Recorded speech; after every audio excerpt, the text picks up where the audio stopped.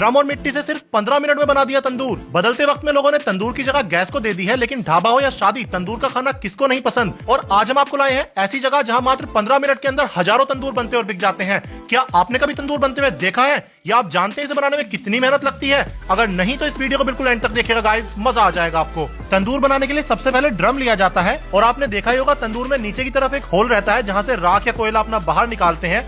तो सबसे पहले इस ड्रम के अंदर वो होल किया जाएगा। जब ड्रम अपना पूरी तरीके से तैयार हो जाएगा, उसके बाद मिट्टी के जो बड़े से गमले से हैं ये लिए जाएंगे।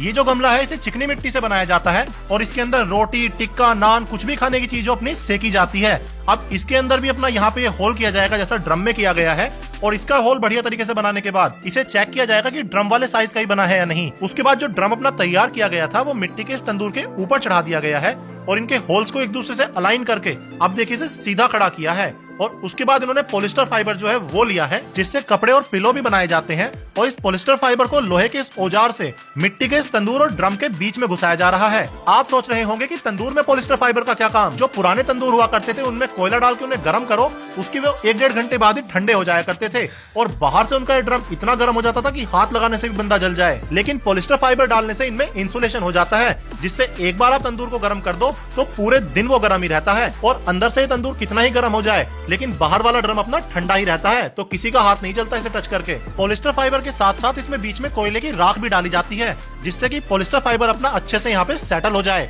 उसके बाद फिर से पॉलिस्टर फाइबर लिया जाता है, फिर से डाला जाता है। लोहे के इस ड्रम और मिट्टी के इस तंदूर के बीच में बिल्कुल ठूस ठूस कर पॉलिस्टर फाइबर भरा जाता है कि पूरी तरीके से इंसुलेशन हो जाए।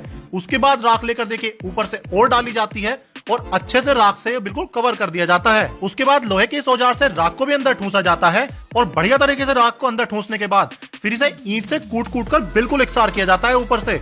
जब राख बढ़िया तरीके से सेटल हो जाती है ऊपर इसके, उसके बाद कच्ची ईंटों का चूरा लिया जाता है।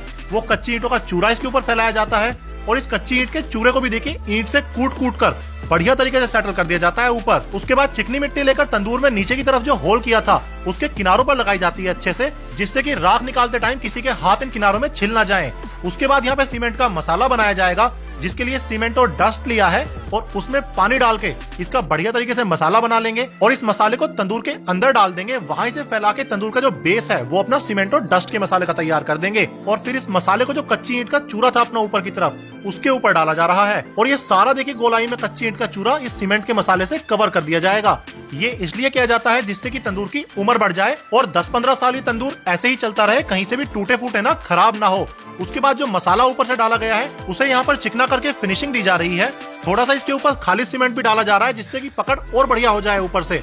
उसके बाद फिर से देखिए एक बार फिनिशिंग दी जा रही है और ऊपर से बिल्कुल चिकना करके तैयार कर दिया जाएगा। तो इस तरीके से यहाँ पर केवल 15 मिनट में एक तंदूर बनके तैयार हो जाता है और ऐसे यहाँ पर एक दिन में न जाने कितने तंदूर बनाए और बेचे जाते हैं। छोटे से लेकर बड़े तक आपको हर साइज में यहाँ पर तंदूर मिल जाएगा और यहाँ से तंदूर मंगाया कैसे जाए वो शॉप के ओनर से पूछते हैं। राम राम भाई, दीपक तंदूर वाला हूँ और अपनी लोकेशन है पीसीआई कोर्ट तंदूर मार्केट। माई कॉन्टैक्ट नंबर 9250793446। राम।